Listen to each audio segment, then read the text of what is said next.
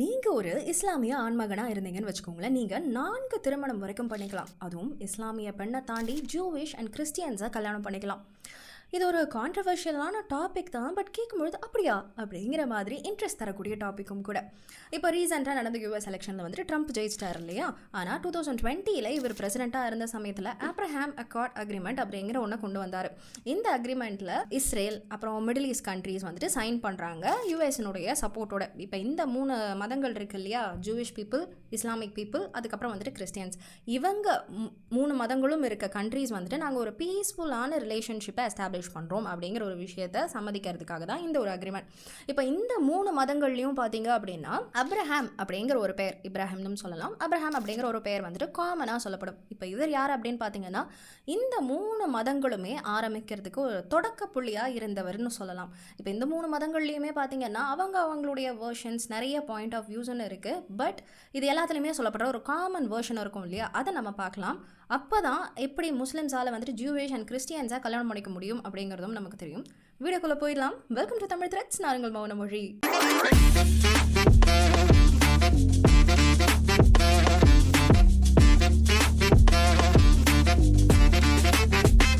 நம்ம last video world ஆர்டர்லேயே வந்துட்டு இந்த ஜெருசலேம், இஸ்ரேல், பாலஸ்தீன், இது 3த்தினுடைய ஹிஸ்ட்ரியை லைட்டாக பார்த்துருப்போம். இப்போ வந்துட்டு ஒரு எலாபரேட்டான ஒரு பெரிய ஒரு கதையாக பார்த்துடலாம். அப்படி பார்க்கும்பொழுது இந்த ரிலீஜன் அப்படிங்கிறது எப்படி ஃபார்ம் ஆச்சு, அதுலேருந்து எப்படி பிரான்ச்சஸ்லாம் உருவாச்சு அப்படிங்கிறது கிளியராக புரியும்.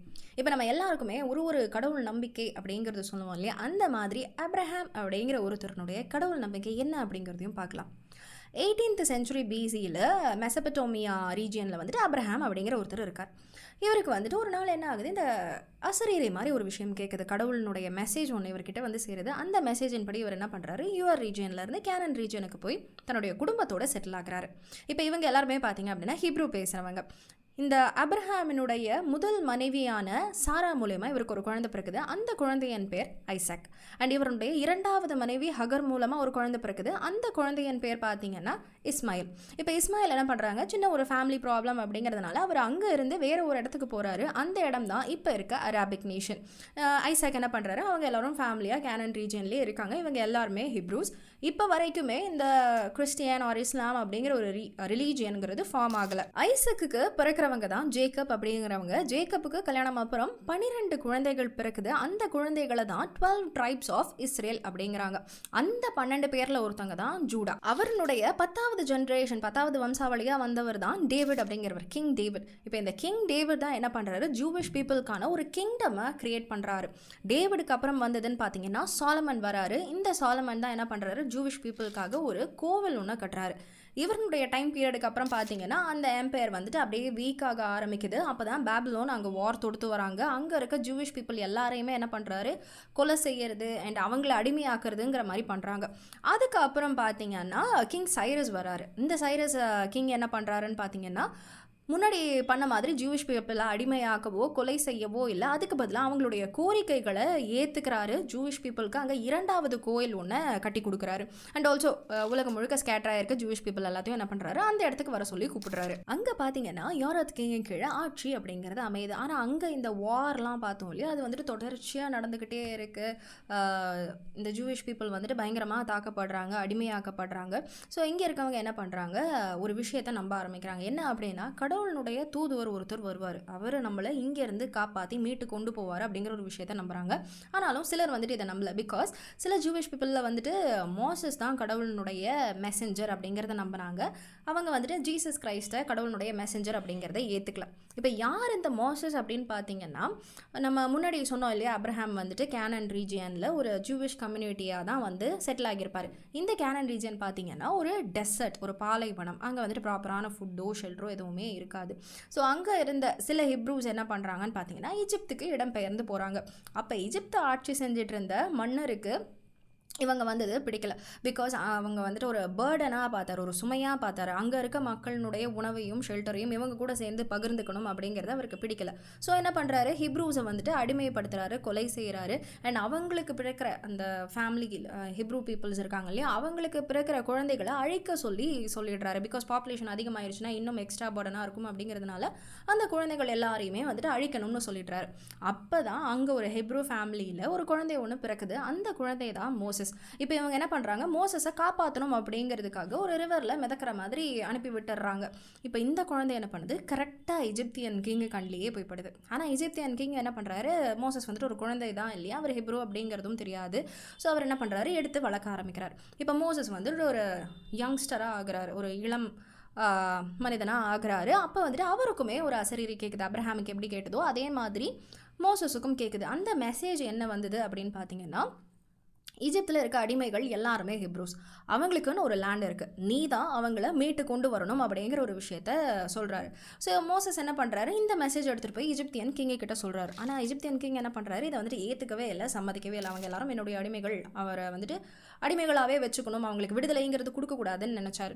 ஸோ மோசஸ் என்ன பண்ணுறாரு, சாபம் விட்டுடுறாரு. அப்போ சாபம் விட்டவொடனே என்ன ஆகுதுன்னு பார்த்தீங்கன்னா, ஈஜிப்தில் இருக்க ரிவர்லாம் இருக்கு இல்லையா, அதெல்லாம் ரத்தமாக மாறுது, வெட்டுக்கிளிகள் படையெடுத்து வருது. அப்புறம் அங்கே இருக்க குடும்பம் இருக்கு இல்லையா, அந்த குடும்பத்தில் பிறக்கிற முதல் வாரிசு, எல்லா குடும்பங்கள்லையுமே இருக்கிற முதல் வாரிசு இறந்து போகுது, இன்க்ளூடிங் அந்த ராஜாவினுடைய வாரிசுமே கூட இறந்து போகிறாங்க.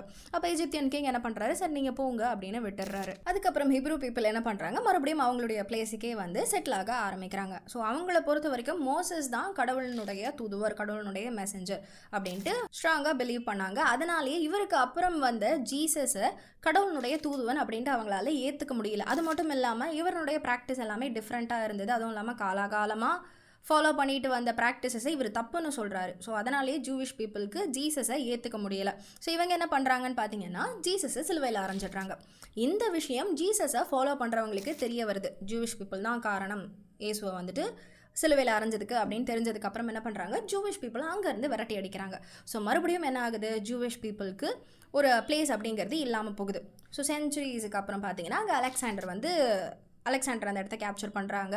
அதுக்கப்புறம் டர்க்கீஸ் வராங்க, அதுக்கப்புறம் எஜிப்தியன்ஸ் வராங்க. இந்த மாதிரி மாறி மாறி அந்த இடத்த கேப்சர் பண்ணி ஆட்சி செஞ்சிட்ருக்காங்க. இப்போ ஒவ்வொரு ரீஜியனும், எல்லா ரீஜியனுமே மாற்றி மாற்றி அங்கே வந்திருக்காங்க இல்லையா. ஸோ அதனால் 3 ரிலீஜியனுமே வந்துட்டு அந்த இடத்துல, 3 ரிலீஜியன் பீப்புளுமே அந்த இடத்துல இருக்க தான் செய்கிறாங்க. இவங்க வந்துட்டு இவங்களுடைய கோயிலை இடிக்கிறது மறுபடியும் கட்டுறது, இவங்களுடைய கோயிலை இடிக்கிறது மறுபடியும் கட்டுறதுன்னு சொல்லி மாறி மாறி ரிப்பீட் மோடில் தான் போயிட்டு இருந்தது. ஸோ ஒரு 1800s பார்த்தீங்க அப்படின்னா ஃபைனலி ஒட்டமன் அந்த ரீஜியனை வந்து கேப்சர் பண்ணி ஆட்சி செய்கிறாங்க. அதுக்கப்புறம் 1900 வரைக்குமே ஒட்டமன் ரீஜனாக தான் அது இருந்தது. அதுக்கப்புறம் தான் பிரிட்டிஷ் வராங்க. பிரிட்டிஷ் வந்ததுக்கு அப்புறம் தான் அந்த இடத்துல இஸ்ரேல் அப்படின்னு சொல்லிட்டு ஒரு கண்ட்ரியை ஃபார்ம் பண்ணுறாங்க. எல்லா இடத்துலையுமே ஸ்கேட்டர் ஆகிருக்க ஜூவிஷ் பீப்புள் என்ன பண்ணுறாங்க, அந்த இடத்துக்கு வந்து சேர்றாங்க. இப்போது இந்த கதையில் இஸ்லாம் எங்கேருந்து வந்தது, முஸ்லீம் பீப்புள் எப்படி ஃபார்ம் ஆனாங்க அப்படிங்கிறத நம்ம சொல்லவே இல்லையா. இப்போ முஸ்லீம்ஸ் எப்படி வந்தாங்க அப்படின்னு பார்த்தீங்கன்னா, நம்ம முன்னாடியே சொன்னோம் இல்லையா, அப்ரஹாம் வந்துட்டு கேனன் ரீஜனில் செட்டில் ஆனார். அவருடைய 2வது மனைவி மூலமாக அவருக்கு இஸ்மாயில் அப்படிங்கிற ஒரு குழந்தை பிறந்தது அப்படின்னு சொல்லி. இஸ்மாயில் என்ன பண்ணுறாரு, கேனன் ரீஜியன்லேருந்து அரபிக் ரீஜியனில் போய் செட்டில் ஆகிட்டாருங்கிறது நமக்கு பார்த்தோம். இப்போ அங்கே செட்டில் ஆனவருக்கு 12 குழந்தைகள் பிறக்குது. நமக்கு எப்படி ஜூடாக்கு 12 குழந்தைகள் பிறந்தது இல்லையா, அதே மாதிரி இஸ்மாயிலுக்கும் 12 குழந்தைகள் பிறக்குது. இந்த 12 குழந்தைகளில் ஒருத்தர் தான் ப்ராஃபட் முகமது. இப்போ இவர் வந்துட்டு மறுபடியும் கேனன் ரீஜன் ஜெருசலேமுக்கு போகும்பொழுது அவருக்கு கடவுளுடைய அசரீரி கேட்குது. அந்த அசரீரில் தான் அவருக்கு தெரிய வருது, இதுதான் நம்மளுடைய ஹோலி பிளேஸ் அப்படின்னு சொல்லிட்டு. அப்ப இவர் என்ன பண்றாரு, அங்க ஒரு மசூதியை கட்டுறாரு. இப்படிதான் அந்த இடத்துல இஸ்லாமிக் பீப்புள் உள்ள வந்தாங்க. இப்போ இது வந்துட்டு பாத்தீங்கன்னா ரொம்ப ரொம்ப ரொம்ப ஷார்ட்டஸ்ட் அண்ட் ஈஸியஸ்ட் வேர்ஷன் தான் நம்ம புரிஞ்சுக்கணும் அப்படிங்கிறதுக்காக. ஆனா இப்பவே வந்துட்டு நிறைய பேர் கமெண்ட் செக்ஷன்ல இல்ல இது கிடையாது, இந்த ஸ்டோரி இப்படி வராது, வேற மாதிரி வரும் அப்படின்னு சொல்லிட்டு சொல்லுவீங்க. பிகாஸ் 3 ரிலீஜியனும் ஃபாலோ பண்ற ஒரு ஹோலி புக் அப்படிங்கிறது வேற, ஒவ்வொருத்தருக்குமே ஒவ்வொரு கருத்துருக்கும். ஆனால் யூரோத் வரைக்குமே இந்த ஸ்டோரிஸுங்கிறது சிமிலராக தான் இருக்கும். அதுக்கப்புறம் அவங்க ரிலீஜனுக்கு ஏற்ற மாதிரி இந்த ஸ்டோரிஸ் அப்படிங்கிறது டிஃபர் ஆகும். இப்போ குரானே எடுத்துக்கிட்டிங்கன்னு வச்சுக்கோங்களேன், ஜீசஸ் வந்துட்டு கடவுளுடைய மெசஞ்சர் அப்படின்ட்டு அவங்க ஏற்றுப்பாங்க. ஆனால் ஜூவிஷ் பீப்புள் ஃபாலோ பண்ணுற தோரா அப்படிங்கிற அவங்களுடைய ஹோலி புக்கில் பார்த்தீங்கன்னா மோசஸ் தான் கடவுளுடைய மெசஞ்சர் அப்படிம்பாங்க. இந்த தோராவினுடைய நியூ வேர்ஷன் ஒரு லேட்டஸ்ட் வேர்ஷன், மாடிஃபைடு வேர்ஷன் தான் பைபிளில் பார்த்தீங்கன்னா ஜீசஸ் தான் கடவுளுடைய மெசஞ்சர் அப்படின்னு சொல்லுவாங்க. ஸோ இதுக்கப்புறம் தான் வந்துட்டு இஸ்லாமிக்கில் பார்த்தீங்கன்னா ஷியா சன்னி அப்படின்ட்டு பிரிகிறாங்க. அதுக்கப்புறம் கிறிஸ்டியனில் பார்த்தீங்கன்னா ஆர்சி ஆர்த்தடாக்ஸ் அப்படின்னு சொல்லி எக்கச்சக்கமான பிரான்ச்சஸ் வருது. ஸோ இந்த மாதிரி டிஃப்ரெண்ட்டாக பிரிகிறாங்க. என்னதான் வந்துட்டு இந்த 3 பேருமே பிரிஞ்சு இருந்தாலும் அவங்களுக்குன்னு ஒரு ஹோலி புக், அவங்களுக்குன்னு ஒரு கல்ச்சர் இருந்தாலுமே இவங்க எல்லாருமே அப்ரஹாம் அப்படிங்கிற ஒருத்தருடைய கீழே வந்தவங்க தான். இப்போ இந்த 3 ரிலீஜனுமே சண்டை போட்டுட்டு இருக்கிறது பார்த்தீங்கன்னா ஒரு அவங்களுடைய ரொம்ப ரொம்ப ஹோலி பிளேஸ்ன்னு சொல்லப்படுற ஜெருசலேமுக்கு தான். அது வந்துட்டு ஒரு 32 கிலோமீட்டர் பரப்பளவு கொண்ட ஒரு இடம். இப்போ என்னதான் வந்துட்டு இவங்களுக்குள்ள நிறைய எக்கச்சக்கமான சண்டைகள் இருந்தாலுமே இந்த 3 ரிலீஜியனுமே அவங்களுடைய கடவுளுக்கு ஒரு உருவம் இல்லை அப்படிங்கிறத ஸ்ட்ராங்காக பிலீவ் பண்ணுறவங்க. இப்போது இவங்களுடைய ப்ரேயர்ஸே பார்த்துக்கிட்டிங்க அப்படின்னா, அமிதா அப்படின்னா ஜூவிஷ் பீப்புளினுடைய ப்ரேயர். அவங்க வந்துட்டு ஹீப்ரூ லாங்குவேஜில் ப்ரே பண்ணுவாங்க. அதுக்கப்புறம் லிட்டர்கி அப்படிங்கிறது நம்ம சர்ச்லலாம் ப்ரே பண்ணுறது பார்ப்போம் இல்லையா, நீல் டவுன் பண்ணி ப்ரே பண்ணுவாங்க, பாட்டெல்லாம் பாடி ப்ரே பண்ணுவாங்க. ஸோ அதுக்கப்புறம் சல்லா அப்படிங்கிறது முஸ்லிம்ஸ் ப்ரே பண்ணுறது. அவங்க வந்துட்டு ஒரு நாளைக்கு 5 முறை வரைக்கும் தொழுகுவாங்க. நம்ம ஃப்ரெண்ட்ஸே கூட நிறைய பேர் ப்ரே பண்ணி பார்த்துருப்போம். இந்த 3 ரிலீஜியன்லையுமே ரொம்ப கஷ்டப்பட்ட ஒரு ரிலீஜியன் அப்படின்னு பார்த்தீங்கன்னா ஜூவிஷ் தான். இப்போ கிடையாது, இதுக்கு முன்னாடி காலங்களில் ரொம்பவே கஷ்டப்பட்டவங்கன்னு பார்த்தீங்கன்னா ஜூவிஷ் தான். ஏன்னா ஒவ்வொரு டைம் வரும்போதும் ஒவ்வொரு பிரச்சனை வரும்பொழுதுமே அவங்களுடைய இடத்துல இருந்து துரத்தி அடிக்கப்படுவாங்க. ஹிட்லருனுடைய விஷயத்திலேயே கூட பார்த்துருப்போம். ஸோ இந்த மாதிரி ரொம்ப பாவப்பட்ட ஒரு ரிலீஜியன்னா இவங்களாக தான் இருந்தாங்க. இப்போ இந்த ஜூவிஷ்னுடைய அந்த 12 ட்ரைப்ஸ் ஆஃப் ஜூவிஷ் அப்படின்னு பார்த்தோம் இல்லையா, அதுலேயே வந்துட்டு 2 பேர் தான் கண்டறியப்பட்டாங்க. அதில் ஒருத்தர் தான் ஜூடாவினுடைய வழியிலேருந்து வந்தவங்க தான் ஜீசஸ். ஸோ நம்ம முன்னாடி ஒரு கொஸ்டின் கேட்டோம் இல்லையா, அதாவது ஒரு விஷயம் சொன்னோம் இல்லையா, இஸ்லாமிக் மேன் வந்துட்டு கிறிஸ்டியன்ஸ் அண்ட் ஜூவிஷை வந்துட்டு கல்யாணம் பண்ணிக்கலாம் அப்படின்னு சொல்லிட்டு. எஸ், அவங்க வந்துட்டு அவங்களுடைய குரான் படி ஜூவிஷ் பீப்புளையும் சரி கிறிஸ்டியன்ஸையும் சரி கல்யாணம் பண்ணிக்கலாம். ஆனால் இஸ்லாமிக் விமனால் வந்துட்டு கல்யாணம் பண்ணிக்க முடியாது. அவங்க வந்துட்டு முஸ்லீமை தான் கல்யாணம் பண்ணிக்கணும். ஒன்று அவங்க பிறப்பால முஸ்லீமாக இருக்கலாம், அப்படி இல்லைனா கன்வெர்டட் முஸ்லீமாக இருக்கணும். பட் அவங்க முஸ்லிம்ஸை தான் கல்யாணம் பண்ணிக்கணும். ஜூவிஷ் அண்ட் கிறிஸ்டியன்ஸை பொறுத்த வரைக்கும் பார்த்தீங்கன்னா முன்னாடியெல்லாம் அவங்களுடைய ரிலீஜியனுக்குள்ளேயே தான் கல்யாணம் பண்ணிக்கணும் அப்படின்னு இருந்தது. ஆனால் யூஎஸ்னுடைய இப்போ இருக்க லா படி பார்த்தீங்கன்னா இதெல்லாம் வந்துட்டு பொருந்தாது, இதெல்லாம் ஏற்றுக்க முடியாது அப்படிங்கிற ஒரு விஷயம் சொல்லியிருக்காங்க. இது வந்துட்டு மாற்றி மாற்றி பார்த்தீங்கன்னா ரொம்பவே குழப்பமாக தான் இருக்கும். பிகாஸ் நம்ம ஒரு பெரிய கதையை குட்டியூண்டு ரொம்ப ஈஸியஸ்ட் வெர்ஷன், ஷார்ட்டஸ்ட் வெர்ஷனில் தான் பார்த்துருக்கோம். ஸோ அதனாலே இதில் நிறைய கருத்து வேறுபாடுகள்லாம் இருக்கலாம். அப்படி ஏதாவது இருந்தது அப்படின்னா மன்னிச்சுக்கோங்க. அதையும் மீறி உங்களுக்கு ஏதாவது திட்டணும் அப்படின்னு தோணுச்சுன்னா இந்த சேனலுக்கு ஓனர் அப்படின்னு ஒருத்தர் இருக்கார்.